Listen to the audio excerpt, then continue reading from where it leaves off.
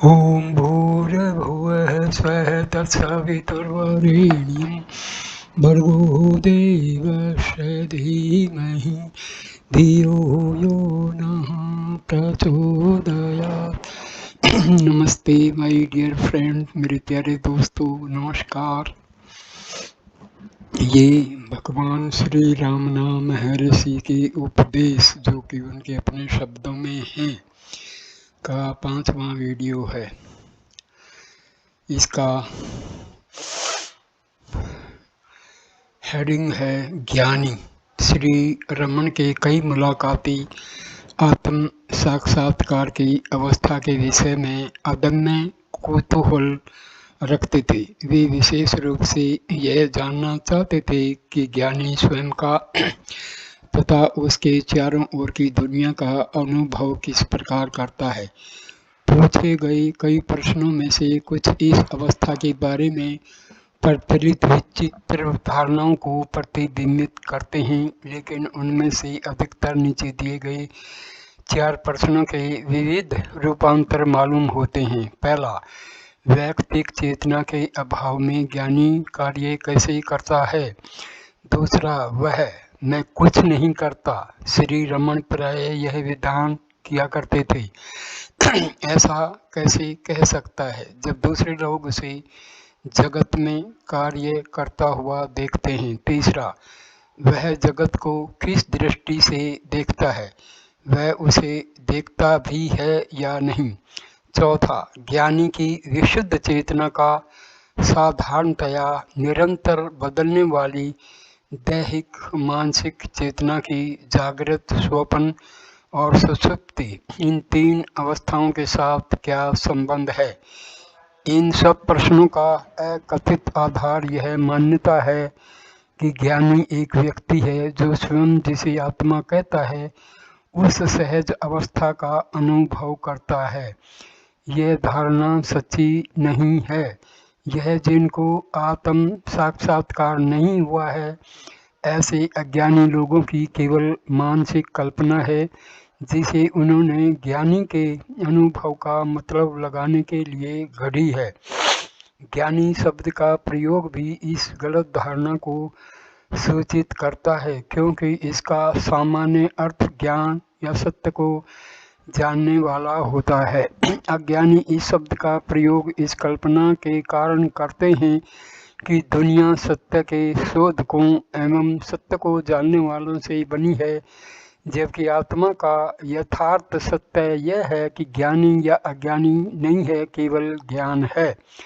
श्री रमन प्रत्यक्ष और परोक्ष रूप से कई बार इस सत्य को इंगित करते थे, लेकिन प्रश्न करने वालों में से बहुत कम लोग उनके विधान के सूचितार्थ को वैचारिक स्तर पर भी ग्रहण करने में समर्थ होते थे। इस कारण वे अपने विचारों का इस प्रकार अनुकूलन करते थे कि सुनने वालों की गृहीत धारणाओं के अनुरूप उनको प्रस्तुत किया जा सके। इस प्रकरण के अधिकतर वार्तालापों में वे कहते हैं कि प्रश्न करने वाले ज्ञानी तथा अज्ञानी में भेद करते हैं। वे उन गृहीत पूर्व ग्रहों की आधारभूत धारणाओं को गलत सिद्ध करने का प्रयत्न किए बिना ही ज्ञानी की भूमिका ठीक से निभाते हैं तथा ज्ञान की अवस्था में होने के अर्थात आत्मनिष्ठ होने के सूचितार्थों को स्पष्ट करते हैं। अब प्रश्नोत्तरी शुरू होती है। प्रश्न, तब बद्ध तथा मुक्त में क्या फर्क है। महर्षि का उत्तर, साधारण मनुष्य मस्तिष्क में जीता है और हृदय में रहे हुए अपने सच्चे आत्मा से अनभिज्ञ होता है। ज्ञानी हृदय में जीता है और जब वह मनुष्यों एवं पदार्थों के साथ व्यवहार करता है तो वह समझता है कि जिसे वह देख रहा है वह उस एक परम सत्य ब्रह्म से भिन्न नहीं है, जिसको उसने अपने हृदय में अपने आत्मा के रूप में पाया है। प्रश्न, साधारण मनुष्य की स्थिति कैसी होती है। महर्षि का उत्तर, जैसा मैंने अभी कहा, वह पदार्थों को स्वयं से बाहर देखता है, वह जगत से स्वयं को भिन्न देखता है तथा अपने आश्रयभूत गहन सत्य से एवं जिसे वह देखता है उससे भी स्वयं को भिन्न अनुभव करता है। जिसने अपने अस्तित्व का परम सत्य पा लिया है वह मनुष्य देखता है कि वह परम सत्य है। जैसे उसके अस्तित्व का वैसे ही पूरे विश्व का भी मूल है। वस्तुतः वह एक सत्य सब जीवों की आत्मा तथा सब अनित्य एवं परिवर्तनशील पदार्थों का अंतिम अधिष्ठान रूप शाश्वत एवं अपरिवर्तनशील तत्व है। प्रसन्न ज्ञानी ने जिसका साक्षात्कार किया है उस शुद्ध चैतन्य का साधारण अनुभव के स्वीकृत प्राथमिक तत्व में हूँ भाव अस्मिता के साथ क्या संबंध है?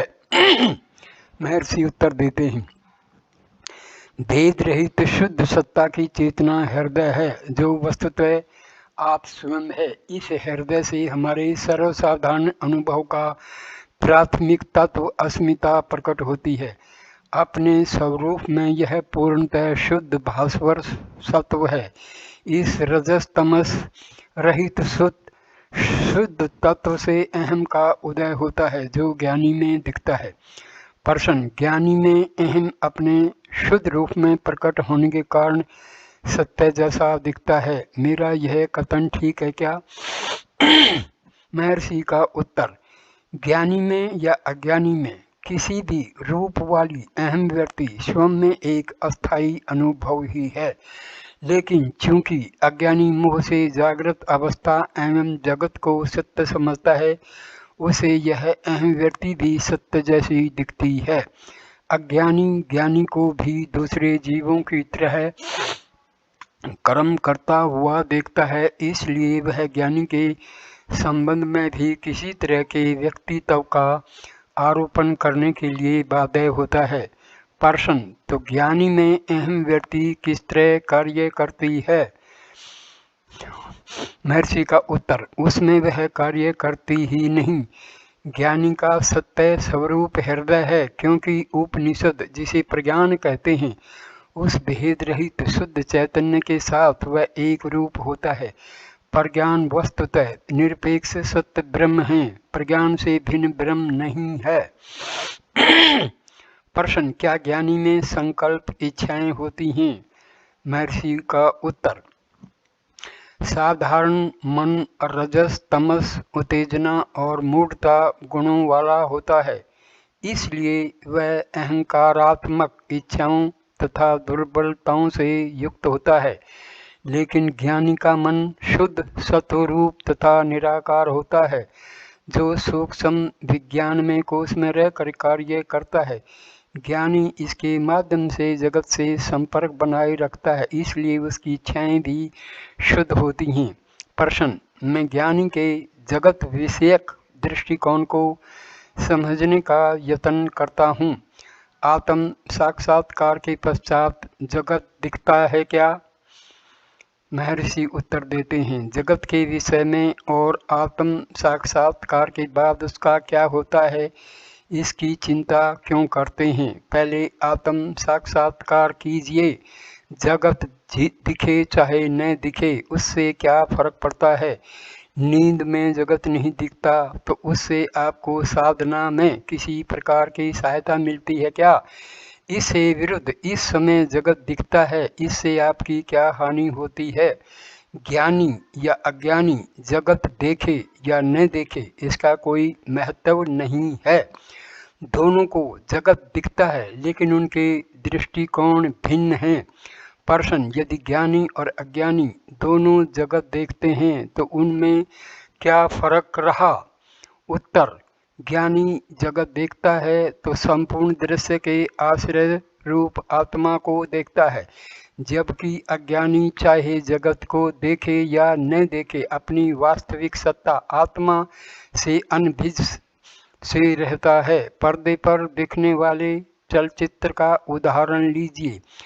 चित्रकथा शुरू होने से पहले आपके सामने क्या है? केवल पर्दा, उस पर आप पूरी कथा देखते हैं और सब तरह से सोचने पर चित्तर सच्चे लगते हैं, लेकिन पास जाकर उनको पकड़ने की कोशिश कीजिए। आप क्या पकड़ते हैं? केवल पर्दा जिस पर चित्तर दिखते हैं। कहानी का अभिनय समाप्त होने पर जब चित्र अदृश्य हो जाते हैं तो शेष क्या रहता है? पुनः वही पर्दा। आत्मा इसी तरह होता है, वह केवल अकेला होता है। चित्तर आते जाते हैं। यदि आप आत्मनिष्ठ बने रहें तो चित्रों के दिखने से ठगे नहीं जाएंगे, नहीं उनके दिखने या न दिखने से कोई फर्क पड़ेगा। आत्मा की अवगणना करके अज्ञानी जगत को सत्य मानता है। यह ऐसा है जैसे कोई पर्दे की अवगणना करके केवल चित्रों की ओर ध्यान दे, जैसे वे पर्दे से निरपेक्ष अस्तित्व रखते हों। यदि मनुष्य जान ले कि जैसे पर्दे के सिवाय चित्र नहीं है, वैसे दृष्टा के सिवाय देखने के लिए कुछ भी नहीं है, तो वह मोहवश होकर ठगा नहीं जाएगा। ज्ञानी समझता है कि पर्दा और चित्र दोनों केवल आत्मा हैं।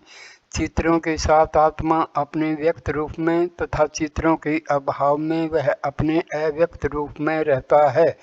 आत्मा एक या दूसरे रूप में हो, इसका ज्ञानी के लिए कोई महत्व नहीं है, लेकिन अज्ञानी ज्ञानी को कर्म करते हुए देखकर भ्रम में पड़ जाता है। प्रश्न: क्या भगवान जगत को अपने भाग के रूप में देखते हैं? वे किस तरह जगत को देखते हैं? महर्षि का उत्तर: आत्मा ही है और कुछ भी नहीं है, फिर भी वे अज्ञान के कारण भेद युक्त दिखता है।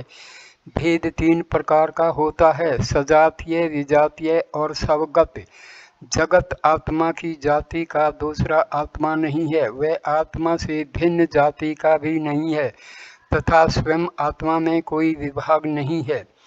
प्रश्न: क्या जगत आत्मा में प्रतिबिंबित नहीं है? महर्षि का उत्तर: प्रतिबिंब के लिए बिंब तथा उसे प्रतिबिंबित करने के लिए स्वच्छ माध्य रूप वस्तु होनी चाहिए। आत्मा में इस प्रकार के भेदों का अवकाश नहीं है। प्रश्न: क्या ज्ञानी स्वप्न देखता है? महर्षि उत्तर देते हैं: हाँ, वह स्वप्न देखता है, किंतु वह जानता है कि यह स्वप्न है, जैसे वह जागृत को भी स्वप्न ही मानता है। आप इन्हें स्वप्न और स्वप्न 2 कह सकते हैं, क्योंकि ज्ञानी तुरीय परम सत्य की अवस्था में प्रतिष्ठित है। वह जागृत, स्वप्न तथा सुषुप्ति, इन 3 अवस्थाओं को अनासक्त साक्षी की तरह देखता है, जो चित्रों की तरह उस पर आरोपित हैं। जो लोग जागृत, स्वप्न, सुषुप्ति का अनुभव करते हैं, उनकी दृष्टि से जागृत सुषुप्ति, जो उन तीनों से परे है, तुरीय या चौथी नाम से जानी जाती है। लेकिन चूंकि केवल तुरीय का ही अस्तित्व है और अन्य 3 सापेक्ष अवस्थाओं का अस्तित्व नहीं है, निश्चित जानिए कि तुरीय ही तुरीयातीत है। प्रश्न: तो ज्ञानी की दृष्टि में मन की इन 3 अवस्थाओं में कोई भेद नहीं है क्या? महर्षि उत्तर देते हैं: कैसे हो सकता है, जब मन नष्ट होकर चैतन्य के प्रकाश में लीन हो गया हो। ज्ञानी के लिए ये 3 अवस्थाएं समान रूप से मिथ्या हैं, लेकिन अज्ञानी इस बात को नहीं समझ सकता, क्योंकि उसके लिए जागृत अवस्था सत्य का प्रमाण है, जबकि ज्ञानी के लिए सत्य ही सत्य का प्रमाण है। शुद्ध चैतन्य रूप यह सत्य स्वभाव से ही नित्य है, इसलिए वह आप लोग जिन्हें जागृत, स्वप्न और सुषुप्ति कहते हैं, उनमें समान रूप से विद्यमान रहता है। जो उस सत्य के साथ एक रूप हो गया है, उसके लिए न तो मन है न ही उसकी 3 अवस्थाएं हैं, और इसी कारण अंतर्मुखता एवं बाह्यमुखता भी नहीं है। उसकी नित्य जागृत अवस्था है, क्योंकि वह शाश्वत आत्मा के प्रति सदा जागृत है। वह नित्य स्वप्न में है, क्योंकि उसके लिए जगत बार बार दिखने वाले स्वप्न से ज़्यादा मूल्य नहीं रखता, तथा वह नित्य सुषुप्ति में है, क्योंकि वह हमेशा अशरीर चेतना में प्रतिष्ठित है। प्रश्न: क्या ज्ञानी में देहात्म भाव है है ही नहीं। उदाहरण के लिए यदि भगवान को कोई जंतु काटे तो संवेदना नहीं होती। उत्तर, ज्ञानी तथा अज्ञानी दोनों में देहात्म बुद्धि और संवेदना समान रूप से होती हैं। फर्क केवल इतना है कि अज्ञानी केवल शरीर को आत्मा मानता है, जबकि ज्ञानी जानता है कि सब कुछ आत्म रूप है, अर्थात यह सब ब्रह्म है। यदि पीड़ा है तो रहे, वह भी आत्मा का भाग है और आत्मा पूर्ण है। देहात्म बुद्धि से परे होने पर मनुष्य ज्ञानी बनता है। देहात्म भाव के बिना कर्तृत्व तथा कर्म नहीं रह सकते, इसलिए ज्ञानी के लिए कर्म नहीं है, अर्थात वह कर्म नहीं करता। यह उसका अनुभव है, अन्यथा वह ज्ञानी नहीं है। लेकिन अज्ञानी ज्ञान को देह के साथ एक रूप मानता है, जबकि ज्ञानी ऐसी गलती नहीं करता। पर्सन, मैं आपको काम करते हुए देखता हूँ, आप ऐसा कैसे कह सकते हैं कि आप काम नहीं करते? महर्षि का उत्तर, रेडियो गाता और बोलता है, लेकिन यदि आप उसे खोलकर देखें तो अंदर आप किसी व्यक्ति को नहीं पाएंगे। इसी प्रकार मेरा अस्तित्व भी आकाश की तरह है, यद्यपि यह शरीर रेडियो की तरह बोलता है, उसमें कोई कर्ता नहीं है। पर्सन, इस बात को स्वीकार करना मेरे लिए मुश्किल है, कृपया विस्तार से समझाइए।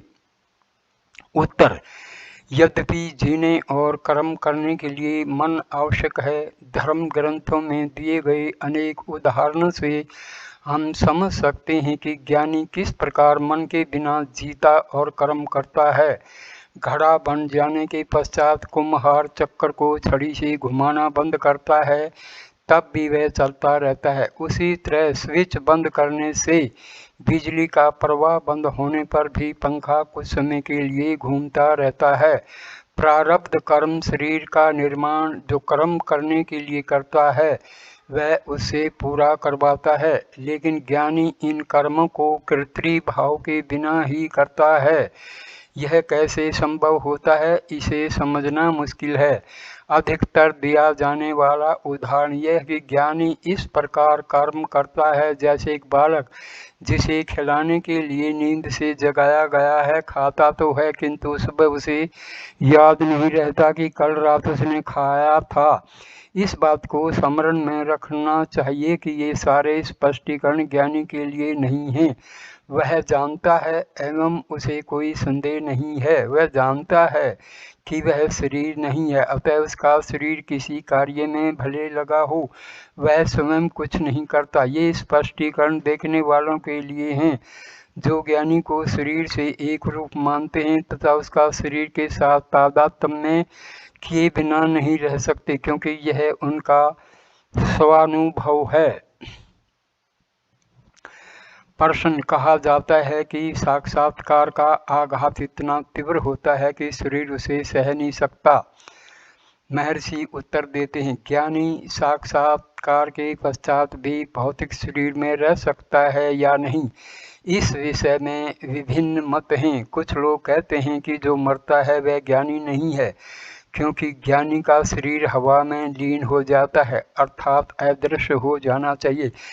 वे किसी प्रकार के विचित्र विचार प्रस्तुत करते हैं। यदि साक्षात्कार होने के तुरंत बाद मनुष्य को देह छोड़ ही देना चाहिए, तो यह बात समझ में नहीं आती कि आत्मज्ञान अर्थात सिद्ध अवस्था का ज्ञान दूसरे मनुष्यों को प्राप्त कैसे होता है।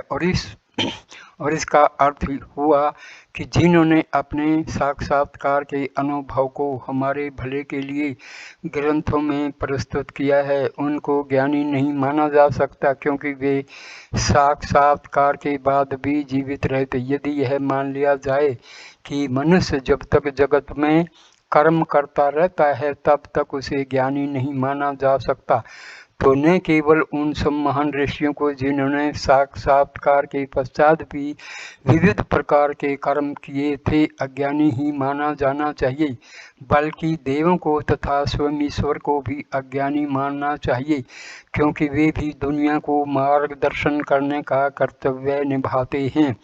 सच बात यह है कि ज्ञानी कर्तृत्व या कर्म के साथ तादात्म्य किए बिना ही किसी भी मात्रा में तथा बहुत कुशलता पूर्वक कर्म कर सकता है। कोई शक्ति उसके शरीर को निमित्त बनाकर उसके माध्यम से कार्य करती है। प्रश्न, ज्ञानी संभवतः पाप कर सकता है क्या? महर्षि उत्तर देते, अज्ञानी ज्ञानी को देखता है तो उसे उसके शरीर से एक रूप मानता है, क्योंकि वह आत्मा को नहीं जानता और शरीर को ही आत्मा मानता है। वह अपनी भूल का ज्ञानी पर भी आरोप करता है। इस तरह वह ज्ञानी को भौतिक आकार मान लेता है। अज्ञानी कर्ता न होने पर भी स्वयं को कर्ता मानता है, अर्थात शरीर की चेष्टाओं को अपने कर्म मानता है। इसी तरह वह ज्ञानी के शरीर को कर्म करते देख उसे कर्ता मानता है, लेकिन ज्ञानी सत्य जानता है और भ्रम में नहीं पड़ता। ज्ञानी की अवस्था का निर्णय अज्ञानी नहीं कर सकता, अतः यह प्रश्न केवल अज्ञानी को सताता है। ज्ञानी के लिए यह प्रश्न उठता ही नहीं। यदि मनुष्य करता है तो स्वतंत्रता से उसे ही कर्मों के प्रकार तथा उनके फल का निर्णय करना चाहिए। आत्मा कर्ता हो नहीं सकता। इस प्रकार की विचारना से कर्ता कौन है उसे ढूंढ निकालिए और आत्मा प्रकट हो जाएगी। प्रश्न, इसका अर्थ यह हुआ कि ज्ञानी को देखना उसे समझना नहीं है। हम ज्ञानी के शरीर को देखते हैं, उसके ज्ञान को नहीं। ज्ञानी को जानने के लिए मनुष्य को स्वयं ज्ञानी बनना चाहिए। महर्षि उत्तर देते हैं, ज्ञानी किसी को अज्ञानी नहीं मानता, उसकी दृष्टि में सभी ज्ञानी हैं। अज्ञान दशा में मनुष्य अपने अज्ञान का आरोप ज्ञानी पर करता है और उसे कर्ता समझता है। ज्ञान दशा में ज्ञानी आत्मा से भिन्न किसी वस्तु को नहीं देखता। आत्मा पूर्ण प्रकाश में एवं शुद्ध ज्ञान में है, इसलिए ज्ञानी की दृष्टि में अज्ञान है ही नहीं। इस प्रकार के आरोप को समझाने के लिए एक दृष्टांत दिया जाता है। दो मित्र पास पास सो गए। उनमें से एक ने स्वप्न में देखा कि वे दोनों लंबी यात्रा पर निकले हैं और दोनों को विचित्र अनुभव हुए हैं। जगने पर उसने इन घटनाओं को सुनाकर मित्र से पूछा कि क्या यह सही है या नहीं। दूसरे ने उसका उपहास करते हुए कहा कि वह स्वप्न केवल उसी का था जो दूसरे किसी को प्रभावित नहीं कर सकता। इसी प्रकार अज्ञानी अपने भ्रमपूर्ण विचारों को दूसरों पर आरोपित करता है। प्रश्न, आपने कहा कि ज्ञानी कर्म कर सकता है और करता है एवं मनुष्यों तथा पदार्थों से व्यवहार भी करता है। अब इस विषय में मुझे संशय नहीं है, लेकिन साथ साथ आप यह भी कहते हैं कि उसकी दृष्टि में सब कुछ एक है और वह हमेशा इसी एक तत्व की चेतना में रहता है। यदि ऐसा है तो वह निश्चित रूप से भिन्न मनुष्यों तथा वस्तुओं से व्यवहार किस तरह करता है? महर्षि का उत्तर, वह इन भेदों को सिर्फ दिखावा मानता है और उनको उस परम सत्य से जिसके साथ वह एक रूप है भिन्न नहीं देखता। साधक का प्रश्न, ज्ञानी भेदों को सामान्य मनुष्यों से अधिक स्पष्ट रूप में जानता है और अधिक सच्चाई के साथ उन्हें अभिव्यक्त भी करता है। यदि मेरे लिए शक्कर मीठी है और करेला कड़वा है तो ज्ञानी भी इस तथ्य का अनुभव करता है। वस्तुतः सारे रूप, ध्वनियाँ, स्वाद इत्यादि उसके लिए तथा दूसरों के लिए समान हैं। यदि ऐसा है तो यह कैसे कहा जा सकता है कि सिर्फ बाहरी दिखावा है? क्या ये भेद उसके जीवन के भाग नहीं हैं? महर्षि उत्तर देते हैं, जैसा मैंने कहा है, समता ज्ञानी का सच्चा लक्षण है। समता शब्द ही भेदों के अस्तित्व को सूचित करता है। सब भेदों में ज्ञानी एकता देखता है, जिसे मैं समता कहता हूँ। समता का अर्थ भेदों का अज्ञान नहीं है। जब आपको ज्ञान होता है तो आप देखते हैं कि ये भेद केवल भारी दिखावा हैं, वे सच्चे या नित्य नहीं हैं। इन सब बाह्य भेदों में जो अभिन्न तत्व है वह सत्य है, जिसको मैं एक तत्व कहता हूँ। आपने ध्वनि, स्वाद, रूप, गंध इत्यादि का उल्लेख किया। यह सही है कि ज्ञानी इन भेदों का अनुभव करता है, लेकिन उन सब में वह हमेशा उस एक को देखता तथा अनुभव करता है।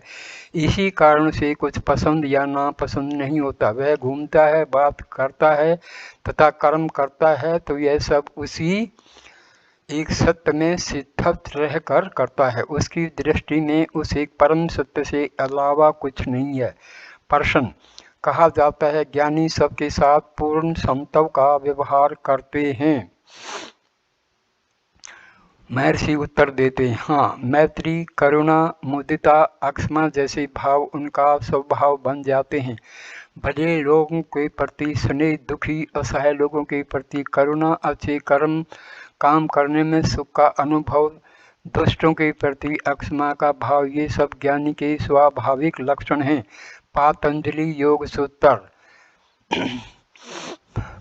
आप ज्ञानियों के बारे में पूछ रहे हैं। वे किसी भी अवस्था या हालात में समान रहते हैं, क्योंकि वे सत्य को जानते हैं। ये खाने, घूमने इत्यादि अपनी सारी क्रियाओं में केवल दूसरों के लिए उद्युक्त होते हैं। कोई काम भी अपने लिए नहीं करते। मैंने आपसे कई बार कहा कि जैसे कुछ लोग शुल्क लेकर दूसरों के लिए शोक प्रदर्शनार्थ रोते हैं, यही उनका व्यवसाय है। उसी तरह ज्ञानी संसारासक्त जीवों के लिए काम करते हैं, किंतु स्वयं अनासक्त एवं अप्रभावित रहते हैं। ज्ञानी गाने वालों के साथ ताल मिलाते हैं, रोने वालों के साथ रोते हैं, हंसने वालों के साथ हंसते हैं, खेलने वालों के साथ खेलते हैं। उनका क्या नुकसान है? उनकी स्थिति शुद्ध दर्पण जैसी होती है। दर्पण बिंब को ठीक वह जैसा होता है वैसा ही प्रतिबिंबित करता है, लेकिन तब भी वह लिप्त नहीं होता। वैसे ही ज्ञानी कर्मों से लिप्त नहीं होता। दर्पण तथा तिपाई जिस पर उसे रखा गया है, वे दोनों प्रतिबिंबों से किसी तरह प्रभावित हो सकते हैं। वे आधार मात्र, अतः किसी भी वस्तु का उन पर असर नहीं होता। दूसरी ओर जो लोग जगत में कार्यरत हैं तथा सभी प्रकार के कर्म करते रहते हैं, उन अज्ञानियों को यह अवश्य निश्चित कर लेना पड़ता है कि कौन सा गाना गाया जाए, कौन से कर्म शास्त्र सम्मत, व्यवहार्य और जगत के हित में हैं। प्रश्न, कहा जाता है कि सदैव और विदेह दो प्रकार के मुक्त होते हैं। महर्षि उत्तर देते, मुक्ति ही नहीं है और मुक्त कहाँ है? प्रश्न, क्या हमारे शास्त्र मुक्ति की बात नहीं करते? महर्षि का उत्तर, मुक्ति आत्मा का दूसरा नाम है। जीवन मुक्ति एवं विदेह मुक्ति की सारी बातें अज्ञानी के लिए हैं। ज्ञानी बंधन मुक्ति के विषय में कुछ जानता नहीं है। बंधन मुक्ति तथा मुक्ति की कक्षाएं अज्ञानी को बताई जाती हैं, जिससे कि वह अज्ञान को झाड़ दे। मुक्ति के अलावा कुछ नहीं है। प्रश्न, यह भगवान की दृष्टि से तो ठीक है, लेकिन हमारा क्या? भगवान जी का उत्तर, मैं आप और वह भेद का ज्ञान का विघ्न है। प्रश्न, आपने एक बार कहा था कि मुक्त पुरुष कुछ भी करने के लिए स्वतंत्र है और मृत शरीर छोड़ने पर वह पूर्णता प्राप्त करता है, फिर से जन्म नहीं लेता, जो वस्तुतः मृत्यु रूप है। इससे ऐसा सूचित होता है कि यद्यपि ज्ञानी इस भौतिक सत्र पर जन्म नहीं लेता, फिर भी यदि वह चाहे तो सूक्ष्म सत्रों पर रहकर कार्य करना जारी रख सकता है। क्या उसमें कोई चाह विशेष रहती है? महर्षि का उत्तर, नहीं, मेरा ऐसा मतलब नहीं था।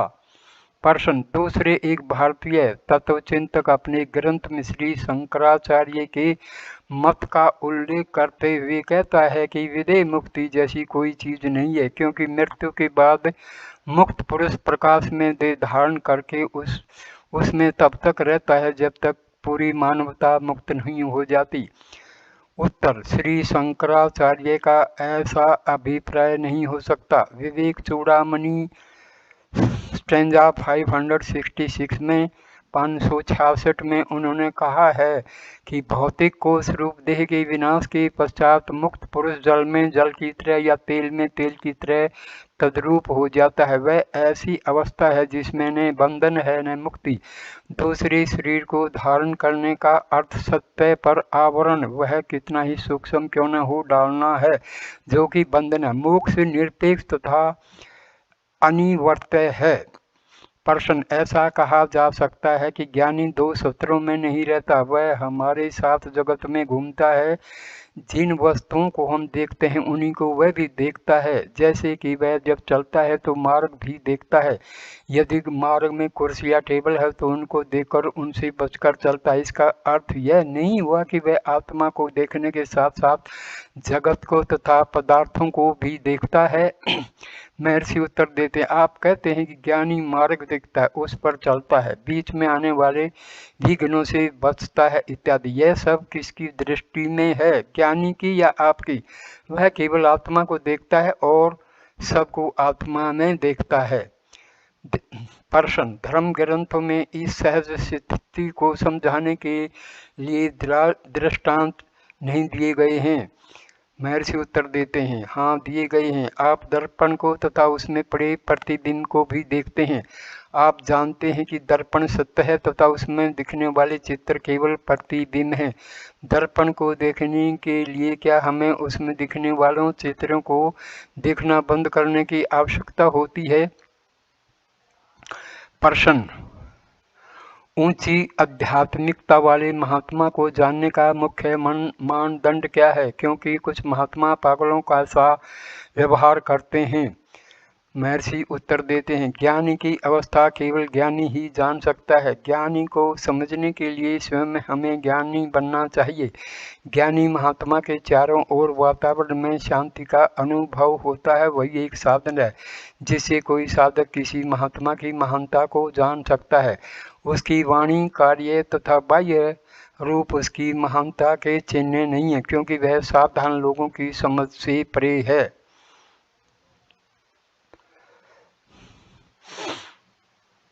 प्रश्न, ग्रंथों में कहा गया है कि ज्ञानी बालक जैसे होते हैं, ऐसा क्यों? महर्षि उत्तर देते, बालक और ज्ञानी एक दृष्टि से समान हैं। घटनाओं में बालक का रस तभी तक होता है जब तक वे समाप्त नहीं होती। समाप्त होने के पश्चात वे उनके विषय में विचार नहीं करते। इससे मालूम होता है कि बालक पर घटनाएं कोई प्रभाव नहीं छोड़ती, वह मानसिक रूप से उनसे अछूता रहता है। ज्ञानी के विषय में भी ऐसा ही होता है। मैं इस वीडियो को यहीं विराम देता हूँ। नमस्ते मेरे दोस्तों, please like, comment and share the video and subscribe the channel. Thanks a lot. नमस्कार।